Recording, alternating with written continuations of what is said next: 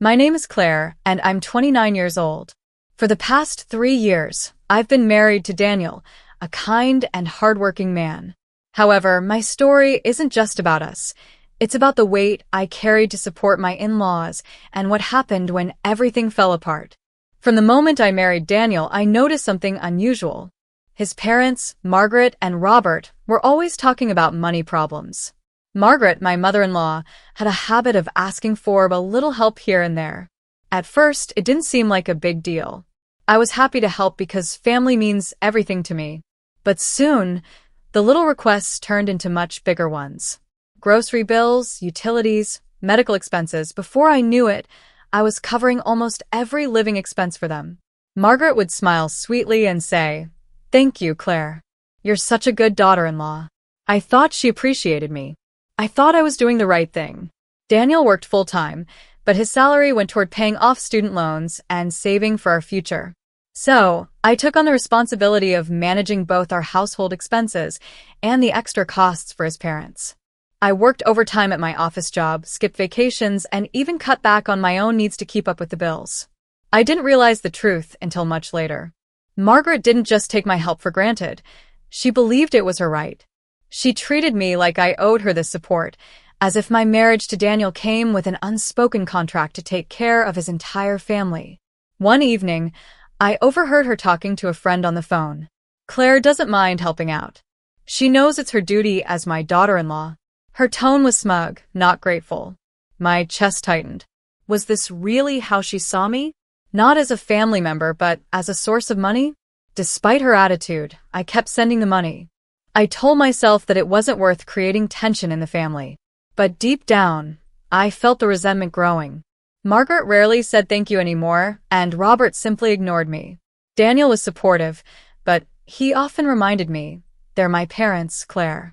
We can't just leave them struggling." Things reached a boiling point one Saturday afternoon. Margaret called me into the living room. Her voice was cold. "Claire, I need to talk to you." I sat down, nervous. "What's wrong?" "This is my house," she said sharply. "And I've decided it's time for you to leave. You've been disrespectful and controlling for too long."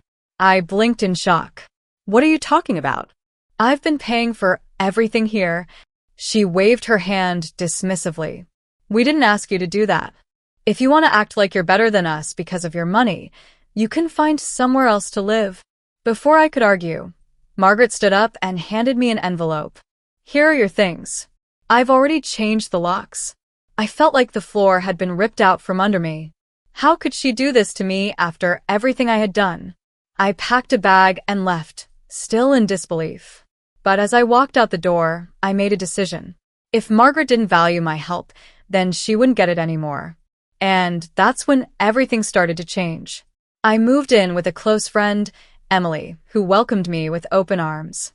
Sitting in her cozy apartment, I replayed the scene in my mind over and over.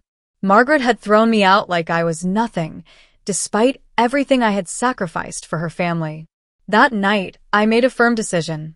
I would stop sending them money. If Margaret didn't value me, she could see how far she got without my support. The first week passed quietly. I didn't hear a word from Margaret or Robert. Daniel was caught in the middle, torn between loyalty to his parents and his wife. He visited me often and promised to talk to his mother, but I could tell he was struggling. By the second week, cracks began to show. Daniel called me late one evening, sounding stressed. "Claire, Mom's upset. The electricity got cut off because the bill wasn't paid." I sighed. "Daniel, I told you. I'm not paying for anything anymore. They have to figure it out themselves." "I know," he said hesitantly. "But they're really struggling. Maybe you could just help this one time."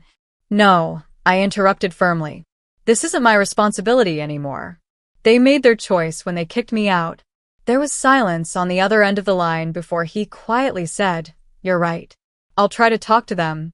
By the third week, the situation had spiraled out of control. Margaret called me directly for the first time since she kicked me out. Her voice, which was usually sharp and demanding, now had a desperate edge to it. "Claire, we need to talk," she began. "The water has been shut off, and we don't have money to fix it." I could feel the anger bubbling up inside me. "Oh, really? That's surprising," considering you didn't need my money before." Her voice hardened. "Don't be petty, Claire. This is about family." "No, Margaret," I said, my voice steady. "This is about respect. You didn't appreciate what I did for you, so now you get to see what life is like without my help." She tried to argue, but I hung up. For the first time in years, I felt a sense of power and freedom. I wasn't going to let her manipulate me anymore.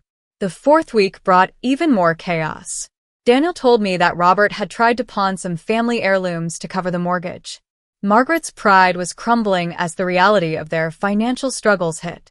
She sent message after message, apologizing one moment and blaming me the next. Then came the moment I never expected. Daniel showed up at Emily's apartment with a serious expression.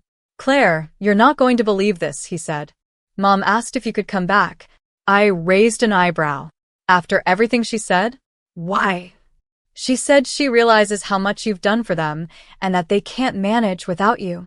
I crossed my arms. "Daniel, I'm not going back there. I've built my life back up, and I'm not sacrificing it again." He nodded slowly. "I understand.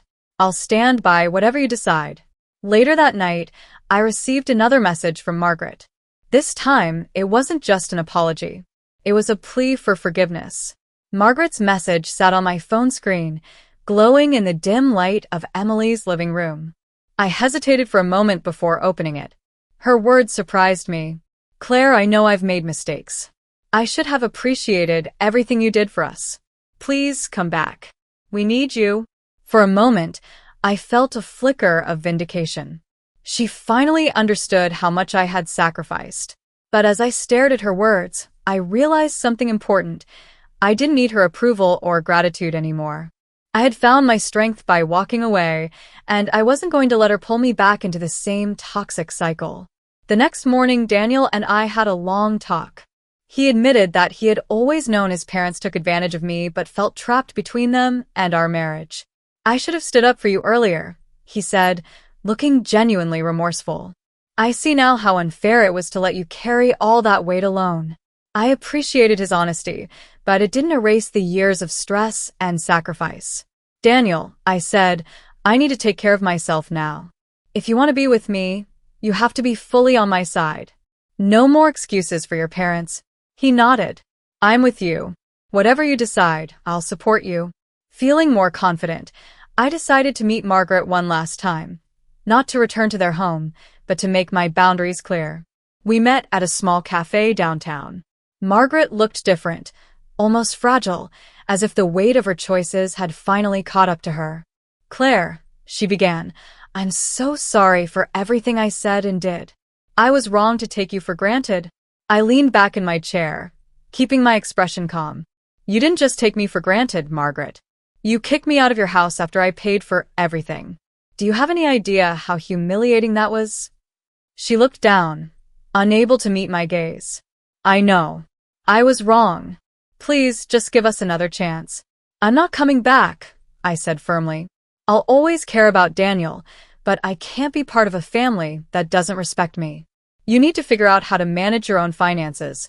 Margaret's face crumpled, but I didn't let myself feel guilty. I had done enough for her family. It was time to focus on my own happiness. Over the next few weeks, I started to rebuild my life. Emily's support and encouragement helped me regain my confidence. I threw myself into my career and even began saving for a new home of my own. Daniel stayed by my side, and for the first time in years, we felt like equals in our marriage.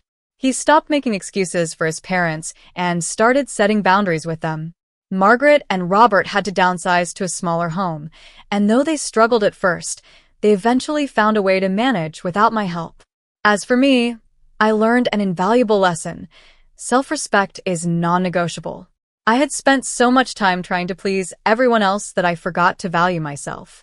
Walking away wasn't just the best thing I could do for myself, it was the best thing I could do for my marriage, too. Now I live with a sense of peace I hadn't felt in years. Margaret occasionally sends messages thanking me for teaching her a lesson, but I keep my distance. I've learned that some relationships are healthier with boundaries, and that's okay.